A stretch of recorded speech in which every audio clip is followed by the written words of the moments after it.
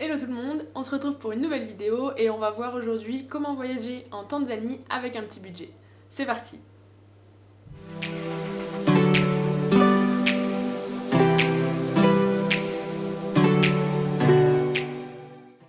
Avant de commencer, n'hésitez pas à lâcher un petit pouce bleu, vous abonner et surtout activer les notifications pour pas louper les prochaines vidéos. On va pas se mentir, partir en Tanzanie, faire un voyage, un safari, le Kilimandjaro, Zanzibar, c'est quand même un budget assez important. Mais vous pouvez quand même trouver des façons de limiter ce budget et de partir profiter un maximum de la Tanzanie avec un budget un petit peu plus serré que ce que vous pensiez au début. Et on va voir ça tout de suite.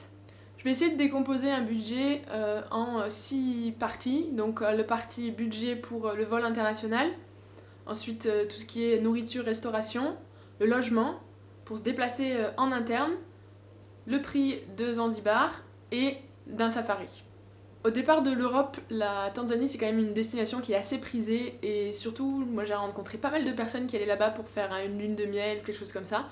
Donc les vols en partant d'Europe, vous pouvez en trouver à 400 €, mais je pense que c'est rare, comptez plutôt à environ 600 €. Et si vous voulez avoir les prix les plus faibles, eh bien, il faut partir pendant la saison des pluies, comme ça vous aurez un meilleur prix. Alors maintenant, ce qui est du coût de la vie en Tanzanie, sachez déjà que ça coûte vraiment pas cher. C'est vraiment pas cher. Par contre, le seul problème, c'est que quand on va vous voir arriver, on va vous faire des prix Muzungu, c'est-à-dire les prix pour les blancs. Et là, forcément, les prix sont vachement plus élevés. Donc si vous voulez que votre budget soit réduit le plus possible, il faut négocier, souvent négocier.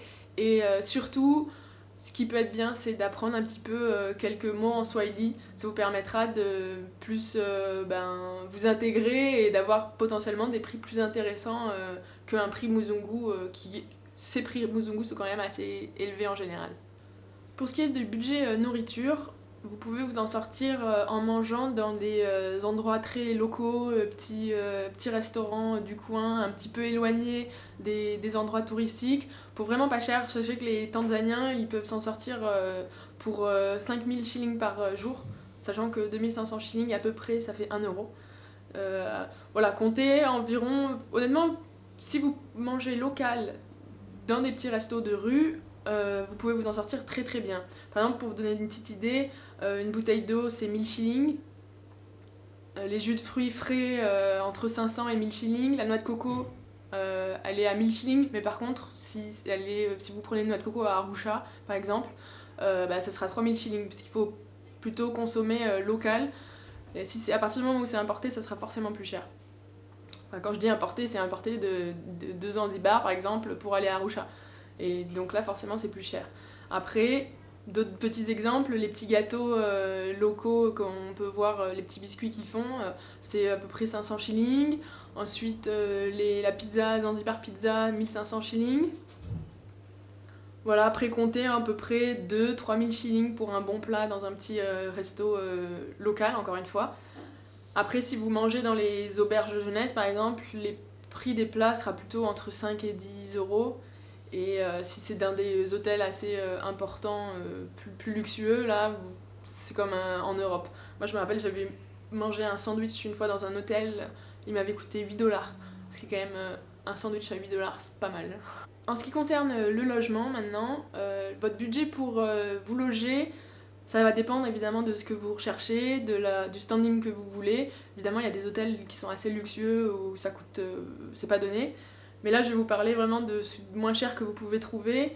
Donc, par exemple, si vous voulez loger dans des auberges de jeunesse, comptez à peu près 8-15 $ la nuit par personne.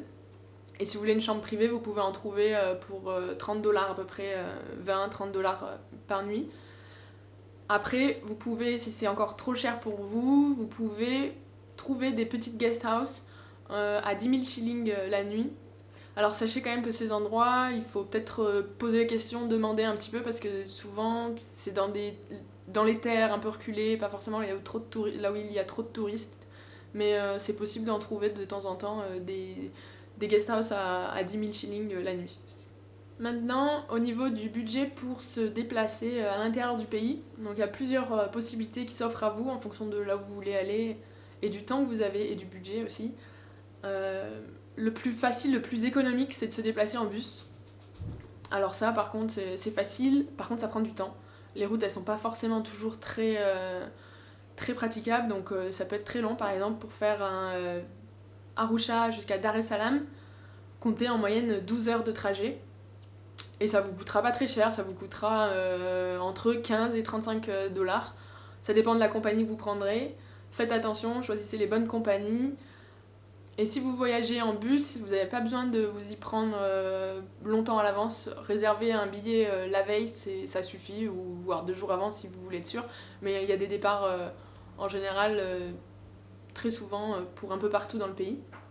Après, si vous avez moins de temps et qu'un budget plus important, l'autre possibilité c'est de se déplacer en avion. Alors là par contre c'est plus cher. Par exemple, pour vous donner un exemple, Arusha Dar es Salaam, ça vous prendra 2 heures, c'est sûr que c'est rapide, mais ça vous coûtera plutôt 100-200 dollars l'aller. Donc voilà, ça dépend vraiment de votre budget. Et si vous voulez aller au plus économique, je vous conseille de prendre le bus. Il y a aussi le train des fois dans certaines zones du pays qui est pratique. Alors si vous venez en Tanzanie, j'imagine que vous allez en profiter pour faire un safari parce que c'est vraiment un incontournable dans ce pays. Alors évidemment, c'est pas l'activité la moins chère.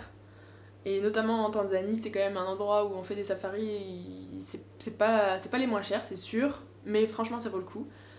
Donc pour vous donner un ordre d'idée, un safari dans les parcs du nord de la Tanzanie, c'est-à-dire le Serengeti, etc., c'est les plus connus, ça vous coûtera entre 150 et 250 dollars par jour, en fonction des options que vous allez prendre, les tentes, les hébergements, voilà, ça dépend.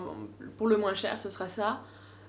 Si vous voulez réduire un maximum votre budget, le prix de votre safari, il faudrait prendre, je pense, une voiture partagée ou partager avec d'autres gens, et du coup ça réduit les coûts. Mais si 150 dollars par jour c'est encore trop cher pour vous, je vous conseille d'aller faire un safari dans les parcs de l'ouest ou du sud de la Tanzanie, où là les prix seront un petit peu moins chers. Mais apparemment, je l'ai pas fait moi, mais apparemment j'ai une copine qui a fait et c'était tout aussi bien. Donc voilà, ça dépend de ce que vous voulez voir. Le dernier aspect que je voulais partager avec vous, c'est le budget pour Zanzibar. Alors c'est vrai qu'au premier abord, Zanzibar, on pense à Zanzibar comme une destination très luxueuse, des hôtels de luxe, quelque chose qui pourrait être très très cher. Et effectivement, ça peut être très cher, Zanzibar, mais j'essaie de vous donner quelques petits conseils pour réduire vos frais là-bas. Déjà au niveau de la restauration, évitez de manger dans les hôtels. Plutôt, en général, les hôtels sont quand même en bord de plage et un petit peu plus reculés dans la terre de temps en temps. Vous pouvez trouver les petits villages et là, il y a des petits restos typiques, locaux, de la vente à emporter, etc. Et là, vous pouvez vous nourrir, goûter les spécialités locales pour vraiment pas cher. Ensuite, au niveau du logement, il y a des hôtels de luxe, comme je vous disais, avec des prix vraiment 150 et plus euros la nuit. Mais vous pouvez trouver quand même des auberges ou des petites chambres dans des petits hôtels pour 10 à 30 dollars la nuit. Voilà, donc renseignez-vous et ça c'est vraiment faisable. Ensuite, en ce qui concerne le transport, l'île elle est pas très grande et il y a un réseau de bus qui est vraiment bien développé. Tout part de Stunttown et vous pouvez aller partout à partir de Stunttown.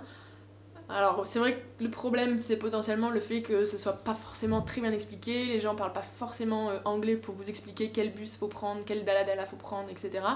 Mais vous pouvez facilement vous déplacer de Stunttown à une plage n'importe laquelle pour 2 à 3 000 shillings, donc c'est vraiment pas cher. Pour 3 euros, je pense que vous pouvez largement traverser toute l'île. Donc ça c'est assez pratique. Et la dernière chose, c'est les activités à Zanzibar. Alors forcément, c'est ce qui peut un peu augmenter votre budget. Les activités sont pas forcément toujours données, mais pour vous donner une petite ordre d'idée, Jozani Forest, vous pouvez le faire pour 10 dollars, le Spice Tour aussi. Nager avec les dauphins, ça vous coûtera à peu près 40 dollars. Une snorkeling, 35-40 dollars aussi. Après voilà, ça dépend, ces prix-là que je vous donne, ça dépend de la saison à laquelle vous y allez. Évidemment, quand c'est en saison haute, ça sera un peu plus cher. Il faut toujours un petit peu essayer de négocier, mais voilà, je pense que c'est à peu près les prix que vous trouverez à Zanzibar. Voilà, mais j'espère que ces petits conseils vous aideront un peu à voir un peu plus clair sur le budget qu'il faut préparer pour partir en Tanzanie. Évidemment, c'est une destination qui n'est pas donnée, mais j'ai essayé de vous donner les petits conseils pour arriver à rester dans vos frais si jamais vous partez avec un budget assez serré. Si vous voulez un peu plus de détails sur ce que je viens de vous expliquer, je vous mets le lien de l'article de mon blog en description, donc n'hésitez pas à aller le voir. Et je vous laisse avec quelques images de la Tanzanie, c'est vraiment un pays splendide, je vous conseille vraiment d'y aller. Et je vous dis à très bientôt pour une prochaine vidéo.